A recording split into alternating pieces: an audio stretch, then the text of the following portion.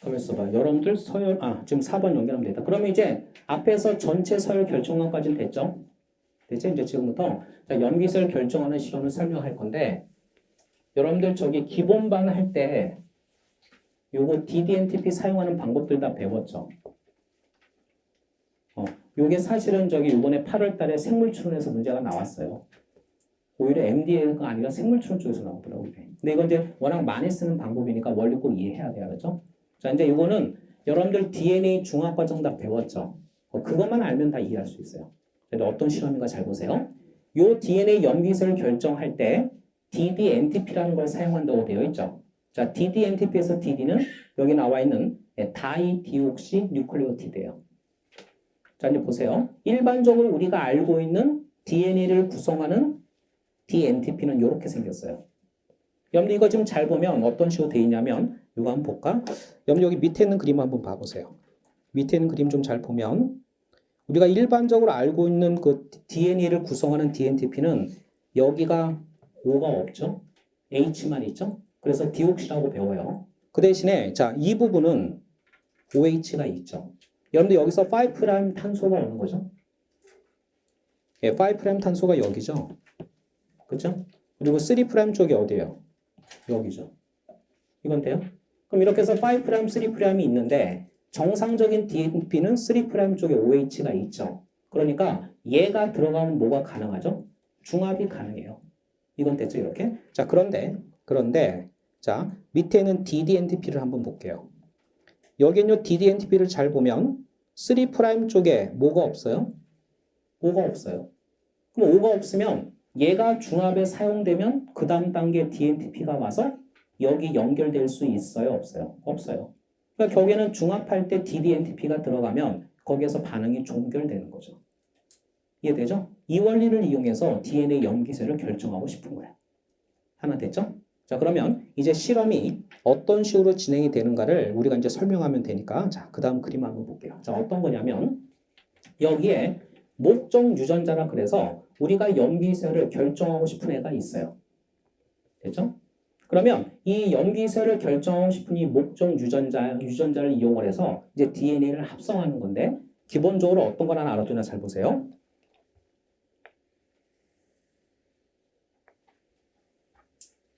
자, 얘가 지금 뭐냐면 자, 플라스미드 벡터예요.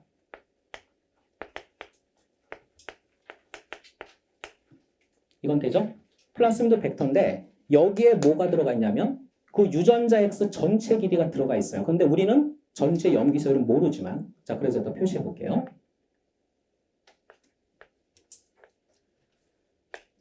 자, 보이죠? 그래서 얘가 유전자 X예요. 됐죠? 그러면 여기에 있는 유전자 X의 서열을 결정하고 싶은데 사람들이 어떤 방식을 택했냐면 DNA 중합 원리를 이용하기로 했어요. 그래서 여기에 뭘 집어넣냐면 DNA 중합 효소를 집어넣는데 자, 대장균 거를 집어넣어서 보통 실험해요. 자, 그럼 보세요.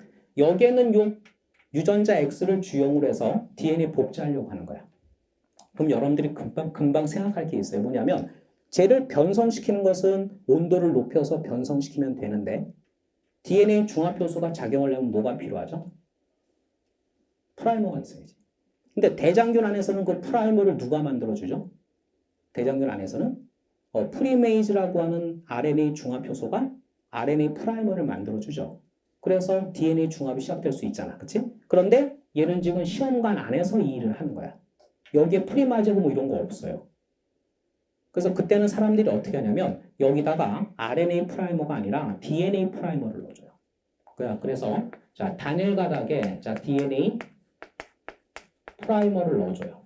그런데 문제는 우리가 이 파란 색깔 서열의 염기서열 알아요? 몰라요? 몰라. 그럼 이 프라이머 어떻게 넣어? 이 프라이머. 얘는 벡터에 결합하는 애를 쓰는 거예요. 이해돼요? 그런데 우리는 플라스미드 벡터의 염기서열 다 알고 있거든. 여러분들 보통 벡터라 그러면 우리가 다 알고 있는 염기서열이에요. 이미 다 우리가 알고 있는 거 갖고 실험에 쓰는 거야. 그러면 벡터에 있는 염기설은 아니까 이 프라이머를 왼쪽이든 오른쪽이든 붙여서 DNA 중합 효소가 DNA를 합성하게 만드는 거예요. 됐죠? 그러면 이제 DNA 주형 있고 DNA 중합 효소 있고 프라이머 있죠? 그 다음에 뭐 필요해요? 그 다음에 DNTP. 됐죠? 그리고 여기다가 뭘 집어넣냐면 DDNTP를 집어넣는 거예요. 그런데 여기 실험에 사용한 이 DDNTP가 서로 다른 형광 물질로 표시된 걸 써요. 그래서 여기 그림에 지금 잘 보면 여기 보세요. 초록색, 노란색, 파란색, 빨간색 있죠. 이렇게 서로 다른 형광으로 표시가 된 DDNTP를 넣어서 반응을 시키는 거예요. 이건 돼요? 그럼 이제 이렇게 된 상태에서, 자, 그럼 이렇게 된 상태에서 이제 여기엔 요 플라스미드 벡터에 들어있는 요 부분이 변성이 되면서 프라이머가 붙고 DNA 중합 효소가 얘네들을 이용해서 새로운 DNA 합성하는 거지. 자, 그럼 이제 한번 제가 물어볼게요. 여기엔요 단일 가닥의 DNA 프라이머가 만약에 왼쪽에 붙는다라면 위에 붙어야 될까? 아래에 붙어야 될까? 어디 붙어야 될까? 아래 붙어야 되겠죠. 그치? 자, 보세요. 위에 붙으려면 서로 역평행하게 붙어야 되니까 위에 붙으면 프라이머가 이렇게 붙지. 이거 돼요? 아래 붙으면 프라이머가 어떻게 붙겠어요? 이렇게 붙겠죠. 자, 이제 설명해 줄게요. 자, 지금 여기서 자, 요 부분 있죠. 저 부분만 확대해서 그려볼게. 어떤 거가 잘 봐요.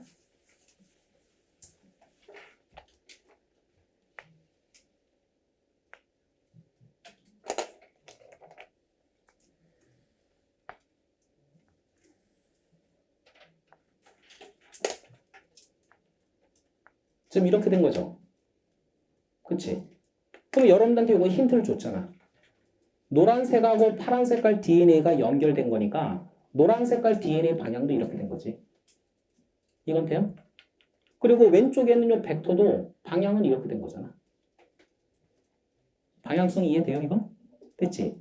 그러면 여기 이제 프라이머가 붙어서 이 파란 색깔 부분을 주용을 해서 DNA가 복제돼야 되잖아, 그렇지? 그런데 만약에 우리가 사용하는 프라이머가 여기부터 그러면 프라이머가 주용에 붙을 때는 역평행이니까 이렇게 붙을 거 아니야. 그렇죠? 이해돼? 그럼 여기 붙을 때는 어떻게 붙어? 이렇게 붙지. 역평행하니까. 그런데 우리가 중합하고 싶은 부분은 어디야? 파란 색깔. 그렇지? 그러니까 얘는 안 돼. 되죠? 얘를 사용해야지. 얘. 그래서 이제 요 프라이머를 사용해서 이제 뭐예요? 요 파란색을 주용을 해서 DNA 합성해 가는 거지. 개념 이해되죠? 됐잖아. 자, 그러면 여기서 가만히 보니까 자, 예를 들어서 요 그림으로 그대로 연결시킬게요. 만약에 요 그림 상에서 오른쪽에 3' 쪽 있죠. 3' 쪽에 여기에 만약에 A가 있었어 라고 지금 표현해 놨죠. 그러면 요거를 쭉 해서 여기다가 A를 적어볼게. 이해돼요, 이거? 화살표 있는 쪽이 여기가 3'이야. 여기가 3', 여기가 5. 이거 돼요? 됐지? 자, 그러면 이 상태에서 여기가 A면 상부적인 거 뭐 들어와야 돼? T. 그런데 우리가 뭘 넣어줬냐면 DDNTP 넣어줬죠? 그러면 누가 경쟁을 하게 되냐면 DTTT 이게 맞니? DTTP 됐죠? 얘하고 그 다음에 DTP 얘네가 경쟁하겠죠? 이거 이해돼요? 됐지? 그러면 얘네 둘이 경쟁을 하는데 누가 이길까? 농도가 높은 놈이 이겨요. 당연하지. 그런데 보통 실험할 때는 누구의 농도를 높이냐면 얘 농도를 더 높게 해요. 그러니까 얘가 농도가 더 높은 거지. 이렇게. 됐어요? 그러면 얘가 농도가 높으니까 얘가 이길 가능성이 크죠. 근데 가끔 얘가 이겨. 근데 그 가끔이란 뜻이 무슨 뜻이냐면 우리가 이런 실험을 수행할 때 이러한 플라스미드 안에 들어있는 유전자 X가 들어있는 제조와 플라스미드를 한 개를 갖고 실험하는 게 아니라 수십만 개를 갖고 실험하는 거예요. 얘를. 그러면 얘를 수십만 개를 가지고 수십만 개의 반응이 일어나고 있는 거예요. 그러면 대부분은 얘가 이기겠지만 그 중에 가끔씩 얘가 이기는 애가 생겨. 이해돼요? 그러면 얘가 이기면 들어갔죠? 반응 어떻게 해? 끝. 더 이상 반응 일어날 수 없죠? 그러면 반응이 일어날 수 없는 첫 번째 여기서 반응이 끝난 애는 DTTP가 들어가 있죠. DDTTP가. 그러면 DDT가 들어간 경우는 무슨 색깔이죠? 그림 보니까. 빨간 색깔이네. 그렇지? 그렇게 해서 반응이 종결된 애가 누구야? 얘야, 얘. 됐어요? 그렇지? 그렇지만 대부분은 누가 들어갔죠? DDT가 아니라 DT가 들어갔죠. 그러면 대부분은 DT가 들어갔으니까 T가 들어간 대부분의 경우는 그 다음 반응이 또 일어나겠지. 그렇죠? 그런데 만약에 그 다음에 있는 유전자 염기설이 또 A라면 그럼 그때는 또 누가 들어가요? 또 T가 들어가겠지. 근데 이때도 일부분은 이 자리에 누가 들어가? DDT. 그러면 또 여기서 반응이 끝난 애들이 나오겠지. 가만히 보니까 각각의 뉴클리오티드마다 거기서 반응이 끝난 단일 가닥의 DNA 조각들이 막 생기죠. 이건 돼요? 그럼 이때 맨 끝에 DDT가 들어가서 끝난 애는 요 전체 DNA 단일 가닥에서 무슨 색 형광이 나오는 거예요? 빨간 색깔. 이해돼? 그 다음에도 멈춘 애는 빨간 색깔 이렇게. 이해돼요? 이런 식으로 실험하면 이렇게 다양한 길이의 단일 가닥 DNA들이 만들어지겠죠. 이건 이해돼요? 그 대신에 이 각각의 단일 가닥의 색깔은 가장 앞에 있는 애가 결정해요? 가장 끝에 있는 애가 결정해요? 가장 끝에 있는 애. 왜? 가장 끝에만 누가 존재하게 되죠? DDNTP가 존재하게 되죠. 이해돼? 그리고 얘네들은 뉴클리오티드가 하나씩 차이가 나죠? 그러니까 정경동하면 어떻게 돼? 각각 서로 다른 위치를 차지하게 되지. 이해돼요? 그래서 이런 애들을 섞어줘서 반응을 시킨 다음에 그 다음에 뭐요? 정경동 하는 거예요. 우리 아까 정경동 배웠잖아, 그치? 그래서 정경동을 시키면 이렇게 나오는 거예요. 그래서 이 그림상에서 여기가 큰 조각, 작은 조각이라고 되어 있죠? 돼요, 이거? 그러면 어느 쪽에 있는 애들이 반응이 먼저 끝난 애들이죠? 위에, 아래. 아래. 그치? 반응이 빨리 끝날수록 길이가 짧죠? 그러니까 전개거리가 어떻게 해? 길지. 됐어, 이거? 됐죠? 그러니까 뭐냐면, 자, 이거 봐. 요 그림에서 한꺼번에 다 정경동하면 누가 제일 멀리 가요? 얘가 제일 멀리 가지. 길이가 제일 짧잖아. 됐지? 이렇게. 그래서 정경동을 하면 이렇게 나와요. 그럼 이제 정경동 한 다음에 여기 각각의 단일 가닥들이 정경동이 된 상태에서 여기다 역시 마찬가지로 빛을 딱 쪼이는 거야. 그럼 빛을 쪼이면 각각에서 뭐가 나와요? 형광이 나오지. 그래서 붉은 색깔 형광, 여기 노란 색깔 형광 이렇게 나오는 거야. 그러면 우리는 뭐예요? 색깔 보고 읽으면 돼. 아까 우리 각각의 DDNTP가 나타내는 형광 색깔 이미 알고 있었잖아. 그렇죠? 그래서 읽는 거야. 밑에서부터. TT, GT, CG 이렇게 거꾸로 읽어가는 거지. 그러면 우리가 여기서 읽는 요 DNA, 그러니까 요 각각의 염기는 원래 주연 가닥의 서열이에요?